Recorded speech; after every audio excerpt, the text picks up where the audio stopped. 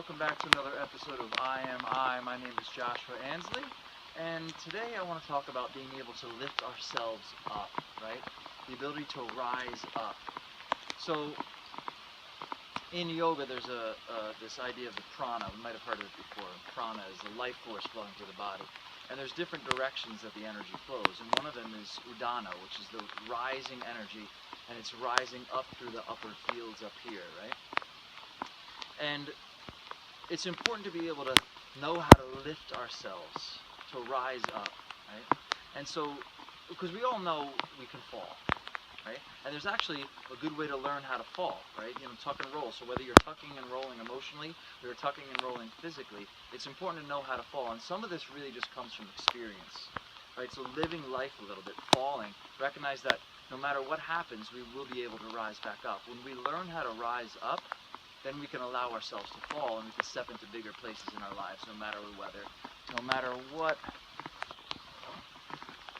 may get in the way. Whether the weather, whatever the weather, whether we like it or not, right?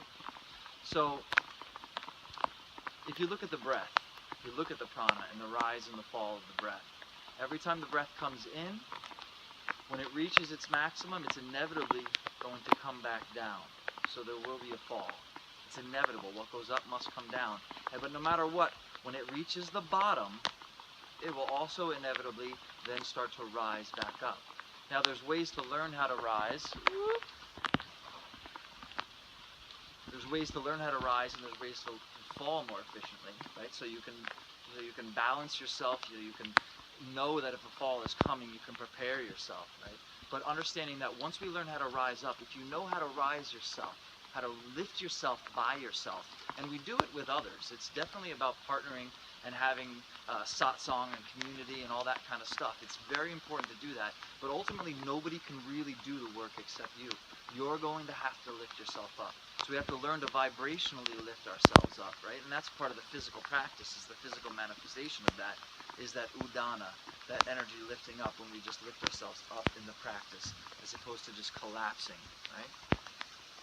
So the ability to be able to lift ourselves up, once we have that, then we can actually step into greater and larger areas in our lives, because we don't have to worry about the fall.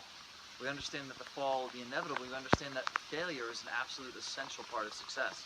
So we can step into larger areas and allow ourselves to fall if need be, because we know that we have learned how to rise up.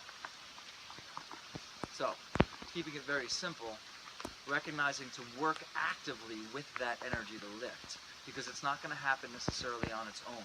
We have to consciously lift ourselves up. We have to lift ourselves by ourselves, because ultimately nobody is coming to save you.